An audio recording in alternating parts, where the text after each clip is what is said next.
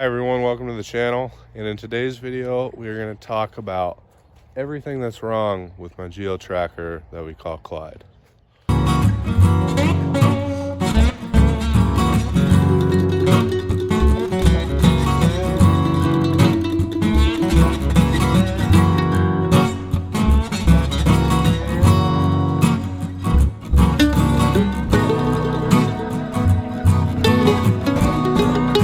One of the biggest things that affects me as a driver is the driver's seat is trashed. So, as you can tell, the driver's seat, one, it is busted up, it sees the elements, but it's actually held up by this 2x6, which is super sketchy, really unsafe, but you know, I just want to go out and have fun. So, without this 2x6, which I hammered that thing in there so hard it ain't coming out, but these brackets are all rusted and broke and just trash, so it's holding the seat up just a little bit. I mean, as you can tell, this is level, the camera's level, and the seat is sunk down. It used to almost touch the floor. So another problem with Clyde is the steering. The steering on Clyde is horrendous. It is just trashed. I mean, it is the scariest thing to drive. You don't want to go over 15 miles an hour because it's deadly. I mean, it'll take you like 3 turns just to keep it straight. It's stupid dangerous. So that is a problem that will be getting addressed. Another problem that I have is the wiring. The wiring is, it's a rat's nest. It is, it's a fire hazard. As you can see, yeah, it's seen better days. And you know what? I gotta take blame for some of it. I rushed some of the things I've done to it. And yeah, don't rush wiring or it'll probably go up in flames. That's probably why I have to jump this thing every time I start it now. So another thing that is severely wrong with it, which is an easy fix, it just costs a lot of money, you know, and that is these tires. These are 38 by 12.515 Super Swamper TSL bias plies from probably like 1980, and they're wasted. Somehow they still kind of hold air, and they actually do provide a little bit of traction out there on the trail, and I've never actually needed a spare, which is surprising, you know, judging from the way that these tires look. There's not much tread left. I mean, they are just weather checked. Look at the inside. Look at that. All the way around, this tire is slit. From what? I don't know. Maybe the fender. Somehow, this thing still holds air. For example, you come to the left rear, look at this gash, and I guess, I don't know why that thing's still holding air. I mean, that is awful. I guess, you know, thicker sidewalls and bias plies maybe, but and strangely enough, this is the tire that holds the most air for the longest period of time. They usually go flat about a week. So another thing that's wrong with it is that there's no back half to the roof here. I used to have it, I took it off, and I bent the tabs out of the way, and I've just never put it back on. By having this exposed to the elements all the time, there is there's like a habitat growing back here. The seat's soaked, moss growing, sticks, probably some trees. Garbage doesn't help, you know, it adds a little bit of flavor, but you know, the wood's rotten, so not having this closed in causes a lot of issues. I should just take this seat out, and nobody uses it anyway. Another issue is all the lights on the rear here do not work. They used to work. This is my fault. I needed to change the fuel pump in it, and I didn't want to drop the tank, so I cut a hole and made this little plate to cover it up, but all the wires for these lights ran through, you know, this weather stripping that does nothing, and I cut the wires and I'm just never rewired it. I'm not gonna fix it because I'm gonna body swap it, but it's another issue. Another issue we have is on my first LB trip ever, I broke a rear shock. And well, I broke the shock and the mount. As you can tell, I only got one. And up there, the tab snapped off, and I just haven't fixed it.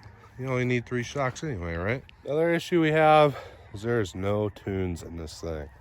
It might look deceiving, whatever that saying is. You know, it's got a little cheap Walmart deck in it with some speakers, but with the wiring problems, it doesn't work.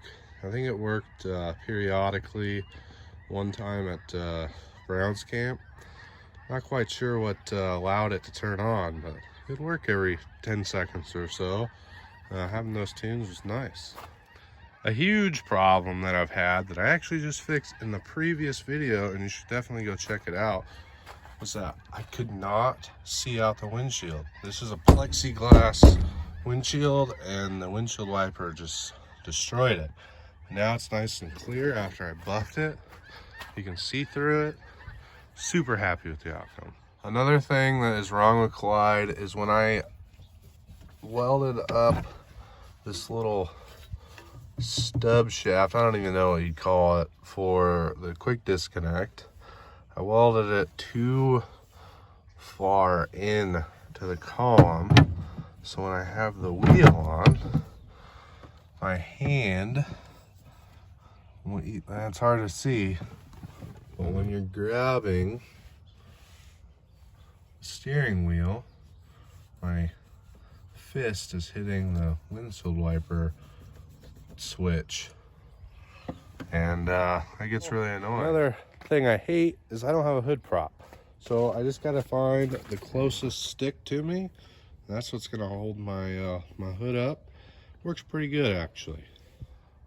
Under the hood, we have another wiring nightmare. I started cleaning it up, but it's still trash. I got a piece of cardboard keeping the terminals from hitting the hood. I've had a bad experience with that. We're gonna be fixing all of that when we get a new body. This Airbox is pretty much trash. I mean, it is held in by like sheetrock screws all over the place. So that's got to get addressed. So along with the steering, we need to do a power steering pulley and just clean up this power steering stuff in general. It overheats and it boils the fluid out of the reservoir. That's probably not normal, but we send it anyway. It has a PA system that doesn't work. It's never worked. Along with this awesome President CB that doesn't work. That was just, yeah, this is, that's getting worse every day too. It seems like every time I fix this front right hub, I kept blowing hubs, so I put slugs on it. Probably a terrible idea, but it keeps shooting these studs out. Doesn't matter how good I fix it, they work their way out. I mean, even these little, I don't even know what these are called, but when you buy them from RCV or wherever, you get 6 extra little dowel pins. That one keeps popping out, and actually, that's the only one left. There's only 2 left. I didn't even notice that. Well, yeah, they worked their way out too. I think it's probably because something's broke over here, and we're gonna be fixing that. Another thing I would like to note is it does have an exo cage. As you can tell, it really doesn't do anything. It still gets a lot of body damage. It was painted after this exo cage, and it took some damage on it. That was actually at LB Hills. You know, I don't mind the body damage, adds character, but yeah, I mean, I guess if it didn't have an exo cage, it'd probably be worse. Not that I'd care, but if you have an exo cage, don't expect your body to be 100% safe, because it's never going to be. Another thing is the up travel is super limited in the front, and that's partially to do with the frame right there. The leaf spring hits it. I mean, that only gives me, what, 3 inches or so? Plus, it doesn't have actual bump stops. This is the bump stop. I don't really like that setup. I would rather chop the frame, put a bump stop somewhere down there, redo the shock system, and have a little more up travel. But I mean, it works. That's definitely something that needs it's a problem. Another issue that I find to be very annoying, especially when I lose my key, which is a screwdriver.